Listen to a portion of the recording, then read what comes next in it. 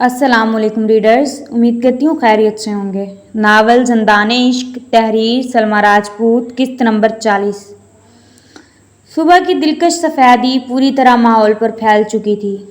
اس خوبصورت سے بنگلے کی سیڑھیوں پر قدم رکھتا وہ وقار کے ساتھ نیچے اتر رہا تھا۔ وہ پولیس کے بلیک یونیفارم میں ملبوس تھا اور اس کے یونیفارم سے اٹھتی اس کے مخصوص کولون کی مہک ہر طرف پھیلی تھی۔ چہرے پر وائٹ فریم والے گلاسز لگے تھے جو اس کے بار روب شخصیت کو مزید دلکش اور پرکشش بنا رہے تھے۔ اس کے بائیں ہاتھ میں بندھی سلور کلر کی چین والی گھڑی دن کی روشنی میں پوری طرح چمک رہی تھی۔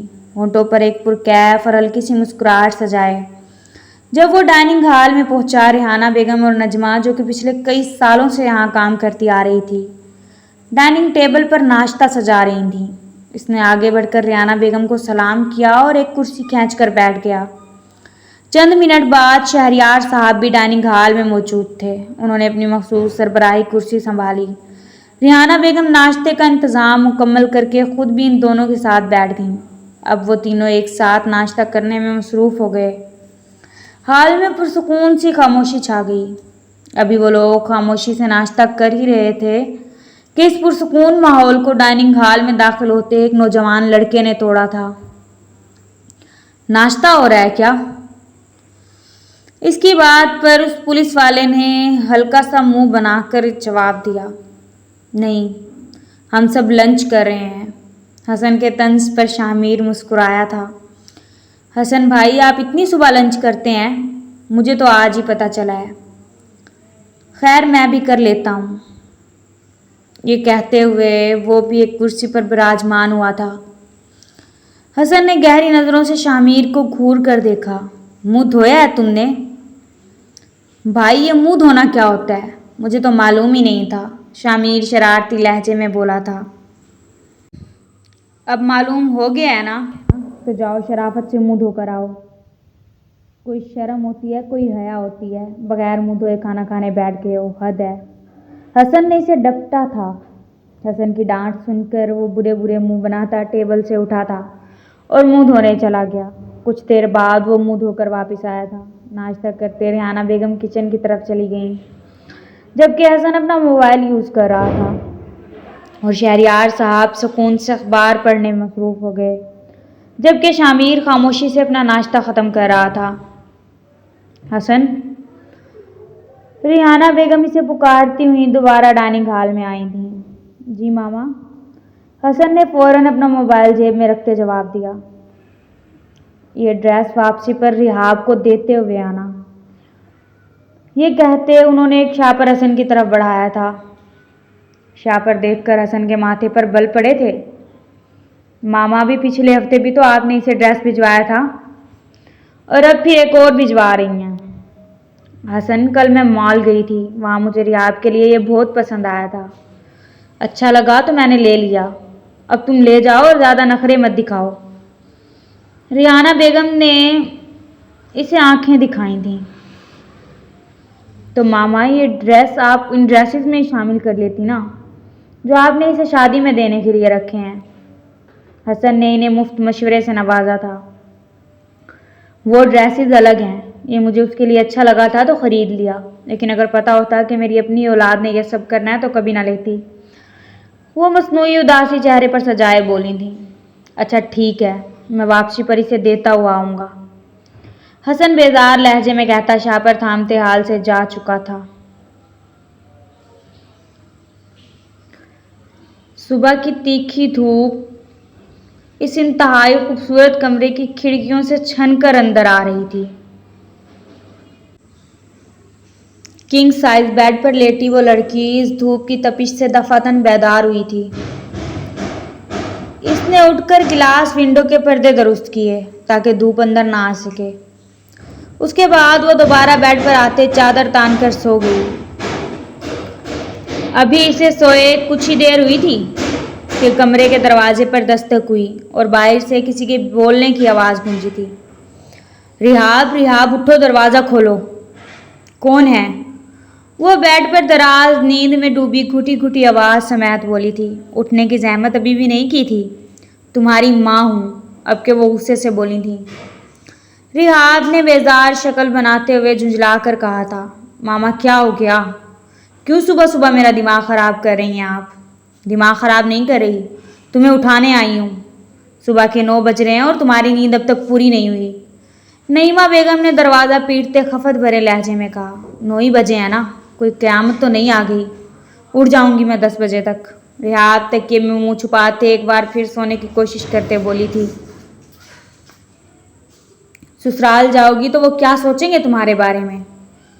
بہو کے اتنے نخرے ہیں کہ صبح 10 بجے سے پہلے اٹھتی نہیں ہے، اور ایک حسن ہے جو صبح سویرے اٹھ جاتا ہے، وہ کیا سوچے گا تمہارے بارے میں؟ ریحانہ آپا کیا سوچیں گی؟ کیا سوچیں گے؟ ریحاد نعیمہ بیگم کی بات درمیان میں کاٹتے جھنجھلائی آواز میں بولی تھی۔ وہ کچھ نہیں سوچیں گے میرے بارے میں۔ آپ پلیز ابھی چپ ہو جائیں۔ جب میں یونیورسٹی جاتی ہوں تو صبح جلدی اٹھتی ہوں نا۔ اتوار والے دن تو مجھے سکون سے سونے دیا کریں۔ اس نے سخت جھنجھلاہٹ زدہ آواز میں کہا تھا۔ بہت سو لیا تم نے سکون سے۔ چلو اب جلدی سے اٹھ جاؤ، شاباش۔ نعیمہ بیگم کی ضد پر اس نے منہ بنایا، بیڈ سے کھڑی ہوئی اور جا کر دروازہ کھول دیا۔ مل گیا آپ کو سکون میری نیند خراب کر کے؟ اس نے جیسے شکوہ کیا تھا۔ جلدی سے نیچے آؤ، ناشتے کی ٹیبل پر تمہارا انتظار ہو رہا ہے۔ نعیمہ بیگم نے اس کے لب و لہجے پر اسے گھور کر دیکھا۔ آپ چلے، میں آ رہی ہوں۔ اپنی بات کہتے وہ دروازہ ایک بار پھر زور سے بند کرتی واش روم کی طرف چلی گئی۔ اس کا کچھ نہیں ہو سکتا، یہ لڑکی کبھی نہیں سدھر سکتی۔ نعیمہ بیگم غصہ پیتی سیڑھیاں اتر گئیں۔ ریحاب کا کمرہ 2nd فلور پر تھا اور نیند کے معاملے میں وہ ہمیشہ سے ایسی تھی۔ حسن سامنے میز پر رکھی فائلوں میں سے ایک فائل کے مطالعے میں مصروف تھا۔ بہت سے کیسز تھے جنہیں حل کرنا تھا، بہت سے ایسے تھے جن پر ابھی کام شروع کرنا تھا۔ دفعتاً سلیم چوہان وہاں آیا تھا۔ وہ حسن سے انتہائی خوشگوار اور مؤدبانہ انداز میں ملا تھا۔ حسن نے بھی خندہ پیشانی سے اس کا استقبال کیا تھا، اس کے لیے چائے منگوائی اور پھر اس سے اس کی اچانک آمد کی وجہ پوچھی تھی۔ سر، میں یہاں آپ کا شکریہ ادا کرنے آیا ہوں، وہ نظریں جھکائے ہاتھ جوڑتے بولا تھا۔ شکریہ؟ لیکن کس بات کا؟ حسن نے حیرت سے فائل سے نظریں ہٹا کر اسے دیکھا تھا۔ اسے ہاتھ جوڑے دیکھ وہ چیئر سے اٹھا تھا۔ آپ نے اس بھتہ خور سے میری جان چھڑوائی ہے، اس کا شکریہ، ورنہ میں تو اسے ماہانہ 20,000 روپے دے دے کر ہی آدھا ہوا جا رہا تھا۔ ارے نہیں سلیم صاحب، اس میں شکریہ کی کیا بات ہے؟ حسن نے مگ اٹھاتے چائے کا ایک گھونٹ بھرا تھا، پھر مسکراتے ہوئے کہا۔ اچھا، پھر میں لوگوں کی مدد کروں؟ سلیم چوہان نے ہلکی سی مسکراہٹ کے ساتھ پوچھا تھا۔ نہیں، اب 3 لوگوں کی مزید مدد کرنے کی بالکل کوئی ضرورت نہیں ہے۔ بس آپ کل 30,000 لے کر پولیس اسٹیشن آ جائیے گا، حسن نے سپاٹ لہجے میں کہا تھا۔ سلیم چوہان نے حیرت کے جھٹکے سے حسن کو دیکھا۔ کیوں 30,000 کس بات کے؟ ایک معنی خیز مسکراہٹ نے حسن کے لبوں کو چھوا تھا۔ سلیم صاحب، آپ کی اس بھتہ خور سے جان چھڑوانے کی میری فیس ہے یہ 30,000۔ اگر میں اس بھتہ خور کے خلاف کوئی ایکشن نہ لیتا تو آپ کو اسے ماہانہ 20,000 دینے پڑتے۔ اب مجھے تو صرف ایک ہی دفعہ 30,000 دینے ہوں گے نا بس۔ سلیم چوہان کا چہرہ فک ہو گیا، اس نے غصہ ضبط کرتے کہا تھا۔ معاف کیجیے گا سر، میں رشوت نہیں دیتا۔ حسن نے ایک سرد نگاہ اس پر ڈالی۔ اچھا، تو پھر آپ نے پچھلے سال میٹرک کے بورڈ ایگزام میں اپنے بیٹے کو پیپر چیٹ کروانے کے لیے وہاں کے ٹیچر کو جو پیسے دیے تھے وہ رشوت نہیں تھی؟ اب یہ مت کہیے گا کہ آپ نے کسی مسجد کے فنڈ یا چندے کے پیسے اس ٹیچر کو دیے تھے۔ حسن کی بات پر سلیم چوہان کے چہرے کا رنگ اڑا تھا۔ حسن نے آگے جھکتے ہوئے مزید کہا۔ چلے میں آپ کو مزید کچھ بتاتا ہوں۔ یہ بات رشوت کی تو نہیں ہے لیکن سراسر غیر قانونی ہے۔ ابھی آپ جس گھر میں رہ رہے ہیں وہ صرف آپ کا نہیں بلکہ آپ کے چھوٹے بھائی کا بھی ہے، لیکن آپ نے وکیل کے ساتھ مل کر اپنے بھائی کا مکان اپنے نام کروا لیا۔ اور سوری، اپنے باپ کا مکان۔ میں جو یہاں بول رہا ہوں وہ سب ثابت بھی کر سکتا ہوں، اور آپ کے بیٹے کی چیٹنگ والی بات بھی میڈیا تک پہنچا سکتا ہوں۔ اب خود سوچیں کہ آپ کی کتنی بدنامی ہوگی۔ کیا آپ چاہتے ہیں کہ مارکیٹ میں آپ کی عزت مٹی میں مل جائے؟ وہ چند لمحے رکا اور پھر حتمی انداز میں بولا۔ اگر بدنامی نہیں چاہتے تو بس کل شرافت سے 30,000 کے ساتھ یہاں آ جائیے گا۔ ورنہ میں کیا کچھ کر سکتا ہوں یہ آپ اب تک اچھی طرح جان گئے ہوں گے۔ جواب دیجیے سلیم صاحب میری بات کا۔ حسن نے چائے کا ایک لمبا گھونٹ بھر کر سوالیہ نظروں سے اسے دیکھا۔ سلیم چوہان یوں چونکا جیسے کسی گہرے صدمے سے باہر آیا ہو۔ اس نے کانپتے ہوئے لہجے میں کہا، میں کل پیسے لے آؤں گا۔ یہ کہہ کر سلیم چوہان کمرے سے باہر نکل گیا۔ اس کے جانے کے بعد حسن نے گہرا سانس لیا اور اپنی جیب سے موبائل نکالا۔ اسکرین آن کی تو وہاں 40 میسیجز اور 15 مسڈ کالز آئی ہوئی تھیں، اور وہ سب کی سب ریحاب کی طرف سے تھیں۔ اس کے نام کے آگے بریکٹ میں پکاؤ بھی لکھا ہوا تھا۔ ریحاب کے میسیجز میں معمول کی وہی باتیں تھیں، اس لیے حسن نے سرسری سے جوابات دیے اور موبائل واپس جیب میں رکھ لیا۔ پھر اس نے اشارے سے ایک حوالدار کو اپنے قریب بلایا۔ حوالدار نے قریب آ کر تنی ہوئی آواز میں کہا، جی سر؟ حسن نے پوچھا تھا۔ خالد عباس کو 15,000 لانے کا کہا تھا، وہ لایا یا نہیں؟ نہیں سر، وہ کہاں لایا؟ جب سے آپ نے پیسوں کا بولا ہے وہ تو پولیس اسٹیشن کے آس پاس نظر بھی نہیں آتا۔ حوالدار نے رپورٹ دی تھی۔ اچھا، تمہیں اس کے گھر کا پتہ ہے؟ جی سر، یہاں سے تھوڑے ہی فاصلے پر ہے۔ ٹھیک ہے، تم ابھی اور اسی وقت اس کے گھر جاؤ اور 15,000 لے کر آؤ، اور اگر وہ نہ دے تو اسے صاف بول دینا کہ اس کی 26 جون کی رات کی اس کلب والی تمام تصاویر ہر گلی محلے میں لگ جائیں گی۔ حسن نے سرد لہجے میں حکم صادر کیا تھا۔ ٹھیک ہے سر، میں بھی جاتا ہوں اور 15,000 لے کر آتا ہوں، لیکن اس میں سے 2,000 تو میرے ہوں گے نا؟ حوالدار نے لالچی لب و لہجے میں پوچھا۔ حسن نے مسکرا کر اسے دیکھا اور شرارتی مگر تنبیہی انداز میں کہا، تم جا رہے ہو یا ابھی تمہاری بیوی کو تمہارے افیئر کے بارے میں بتاؤں؟ یہ سنتے حوالدار بری طرح بوکھلا کر بولا تھا، یس سر، جا رہا ہوں سر، اور الٹے قدموں باہر نکل گیا۔ ادھر ریحاب فریش ہو کر جب نیچے آئی تو گھر کے سب لوگ ناشتہ کر کے اٹھ چکے تھے۔ وہ اکیلی ہی ڈائننگ ٹیبل پر بیٹھ گئی اور اپنا ناشتہ ختم کرنے لگی۔ ناشتہ کرنے کے بعد وہ اٹھی اور زینب کے کمرے کی جانب آئی تھی، جہاں زینب کتابیں کھولے پڑھائی کر رہی تھی۔ ریحاب خاموشی سے اس کے برابر میں بیٹھ گئی۔ زینب نے سر اٹھا کر اسے دیکھا۔ کیا کر رہی ہو؟ مکھیاں مار رہی ہوں، ریحاب چلے بھنے لہجے میں بولی۔ تو اب تک کتنی مکھیاں مار لیں؟ وہ اسی کے انداز میں بولی تھی۔ آج حسن بھائی لفٹ نہیں کروا رہے جو آپ میرا دماغ خراب کرنے آ گئی ہیں؟ زینب نے مسکرا کر طنز کیا تھا۔ میں بور ہو رہی تھی، سوچا تم سے باتیں کر لوں۔ ریحاب نے منہ بنا کر صفائی پیش کی تھی۔ باتیں کر کے بھی تو آپ مجھے پکائیں گی ہی نا۔ ویسے حسن بھائی نے صحیح نک نیم رکھا ہے آپ کا؟ ریحاب نے حیرت اور غصے کے ملے جلے تاثرات چہرے پر سجائے پوچھا تھا۔ میرا نک نیم کب رکھا حسن نے، اور کیا رکھا ہے؟ کب رکھا کا جواب میں آپ کو دے دیتی ہوں۔ انہوں نے آپ کا یہ نک نیم آپ کی منگنی کے 10 ماہ بعد رکھا تھا، اور کیا رکھا تھا یہ میں نہیں بتا سکتی، ورنہ وہ مجھ سے ناراض ہو جائیں گے۔ بھاڑ میں جائے تمہارے حسن بھائی کی ناراضگی۔ مجھے بتاؤ کیا نک نیم رکھا ہے انہوں نے میرا؟ ریحاب نے تپ کر کہا تھا۔ معاف کیجیے گا، میں آپ کو نہیں بتا سکتی۔ یہ بات وعدے کے خلاف ہو جائے گی۔ میں نے حسن بھائی سے وعدہ کیا تھا آپ کو نہیں بتاؤں گی، اور اگر میں نے بتا دیا تو یہ وعدہ خلافی ہوگی، اور جو وعدہ خلافی کرتا ہے وہ منافق ہوتا ہے، اور میں منافق نہیں بننا چاہتی، زینب نے فلسفیانہ انداز میں کہا۔ جواباً ریحاب نے اسے گھور کر دیکھا تھا۔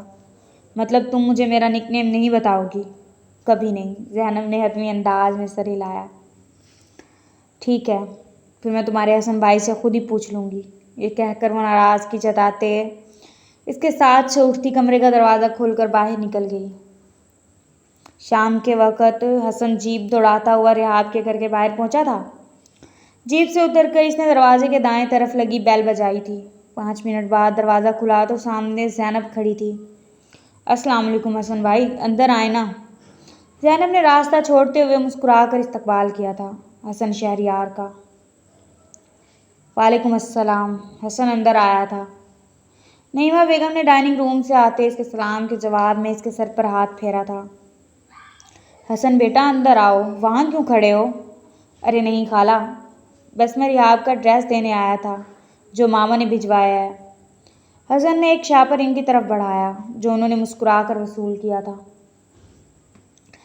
حسن بھائی اب آپ آ ہی گئے ہیں تو کھانا کھا کر ہی جائیے گا، کھانا بھی بس بن ہی چکا ہے، زینب ضدی لہجے میں بولی تھی۔ ارے نہیں زینب، پھر کبھی، حسن معذرت خانہ لہجے میں بولا تھا۔ اصل میں کھانا لگا رہی ہوں، اور اگر آج تم نے کھانا نہیں کھایا تو مجھ سے برا کوئی نہیں ہوگا۔ خالہ آپ کہہ رہی ہیں تو رک جاتا ہوں۔ وہ ان دونوں کے ساتھ باتیں کرتا ہوا ڈائننگ روم میں آیا تھا۔ نعیمہ بیگم کھانا لگانے کے لیے کچن کی طرف چلی گئیں۔ اب ڈائننگ روم میں صرف حسن اور زینب ہی تھے۔ حسن بھائی آپ کو ایک خطرناک بات بتاؤں؟ حسن مسکرایا۔ بتاؤ۔ آپ کی منگیتر کو پتہ چل گیا ہے کہ آپ نے ان کا کوئی نک نیم رکھا ہوا ہے۔ اچھا، اور کیا اسے یہ بھی پتہ چل گیا ہے کہ میں نے اس کا کیا نک نیم رکھا ہے؟ حسن نے دلچسپی سے پوچھا۔ نہیں یہ نہیں پتہ، بس پھر خیر ہے۔ حسن نے سکون کا سانس لیا تھا۔ لیکن وہ آپ سے پتہ کرنے کی پوری کوشش کریں گی، دیکھ لیجیے گا۔ زینب نے اسے خبردار کیا تھا۔ ڈونٹ وری، میں اسے کبھی نہیں بتاؤں گا، یہ سیکرٹ صرف ہم دونوں کے درمیان ہی رہے گا۔ ہاں یہ ہوئی نا بات، انہیں کبھی پتہ چل ہی نہیں سکے گا ان کا نک نیم۔ اسی دوران نعیمہ بیگم انہیں کھانے کے لیے بلانے آئی تھیں۔ سب موجود تھے سوائے رحاب کے۔ وہ اپنی ایک دوست کی طرف گئی ہوئی تھی۔ کھانا کھانے کے بعد حسن وہاں سے رخصت لیتا گھر کی جانب جیپ موڑ گیا تھا۔ رات کے 9 بجے حسن اپنے گھر پہنچا تھا۔ چونکہ وہ کھانا پہلے ہی کھا چکا تھا اسی لیے سیدھا اپنے کمرے میں چلا گیا۔ فریش ہونے کے بعد وہ جیسے ہی سونے کے لیے بستر پر لیٹا، دفعتاً اس کے موبائل کی میسج ٹیون بجی تھی۔ اس نے موبائل اٹھا کر دیکھا تو رحاب کا میسج تھا۔ میرا نک نیم کیا رکھا ہے تم نے؟ حسن کے لبوں پر مسکراہٹ ابھری۔ اس نے ٹائپ کیا، رات بہت ہو گئی ہے، تم سوئی نہیں اب تک؟ میں نے جو پوچھا ہے اس کا جواب دو، میرے سونے کی فکر مت کرو۔ دوسری طرف سے فوراً جواب آیا، اپنا نک نیم جاننے کی اتنی کیوں پڑی ہے تمہیں؟ حسن نے جیسے جان چھڑوائی تھی۔ بس میں جاننا چاہتی ہوں۔ اب جلدی بتاؤ کیا نک نیم رکھا ہے؟ جانے تمنا۔ حسن نے مسکراہٹ ضبط کرتے ٹائپ کیا، مجھے پتہ ہے تم میرا اتنا اچھا نک نیم کبھی نہیں رکھ سکتے، اب سچ سچ بتاؤ۔ کہا تو ہے جانے تمنا۔ حسن نے پھر سے ٹائپ کیا، نہیں تم جھوٹ بول رہے ہو، میں جانتی ہوں تمہیں، میں اتنی بھی عزیز نہیں ہوں کہ تم نے میرا نام جانے تمنا رکھا ہوگا۔ اس کے میسج سے ہی وہ اس کی پھولی شکل کا اندازہ لگاتے مسکرایا تھا۔ تم نہیں جانتی رحاب، تم مجھے اپنی جان سے زیادہ عزیز ہو۔ بات کیوں گھما رہے ہو؟ تم سے جو پوچھا ہے وہ بتاؤ، رحاب نے اصرار کیا تھا۔ مجھے نیند آ رہی ہے یار، میں سو رہا ہوں، صبح جلدی اٹھنا ہوتا ہے، اللہ حافظ۔ آخری میسج بھیجنے کے بعد حسن نے موبائل سائڈ پر رکھا تھا اور آنکھیں بند کر کے لیٹ گیا۔ اس کے بعد نہ جانے کتنی دفعہ اس کا موبائل بجا۔ وہ اب گہری نیند میں جا چکا تھا۔ ان میسیجز کے جواب کیا خاک دیتا۔ دوپہر کے 2 بج رہے تھے اور مئی کی تپتی دھوپ میں ایک شخص عام سے ہولیے میں، سر پر کیپ اور آنکھوں پر گلاسز لگائے، گورنمنٹ اسکول میں داخل ہوا، جہاں کے ہیڈ ماسٹر اس کے منتظر تھے۔ وہ اس خستہ حال اسکول کی راہداریاں عبور کرتا ہوا ہیڈ ماسٹر کے آفس کے باہر پہنچا اور دستک دے کر اندر داخل ہو گیا۔ اسے دیکھ کر ہیڈ ماسٹر فوراً کھڑے ہوئے۔ وہ اس سے گرم جوشی سے ملے تھے۔ پھر وہ دونوں کرسیوں پر بیٹھ گئے اور رسمی گفتگو کے بعد اس آنے والے آدمی نے اپنی جیب سے ایک لفافہ نکال کر ہیڈ ماسٹر کی طرف بڑھایا۔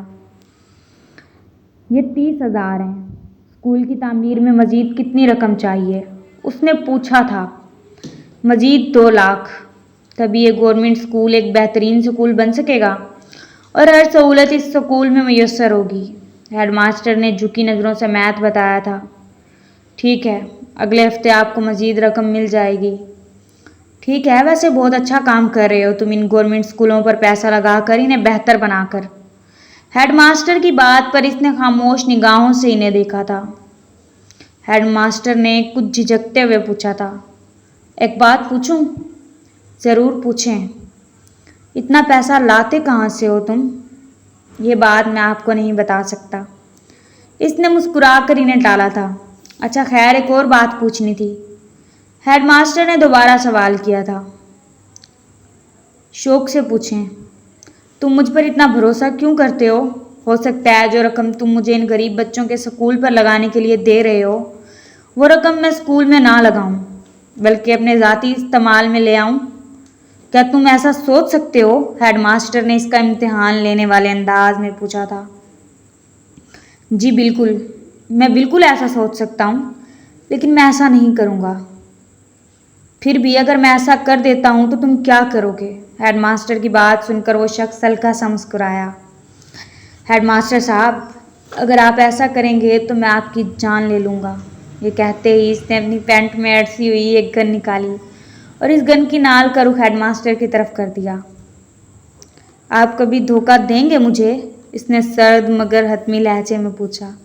नहीं, कभी नहीं। हेडमास्टर ने अपनी कपकपाहट छुपाने की एक नाकाम कोशिश की, जबकि दूसरी तरफ सामने कुर्सी पर बैठे इस पुरस्कार आदमी के चेहरे पर एक गहरी और पुरकैफ मुस्कुराहट फैल गई।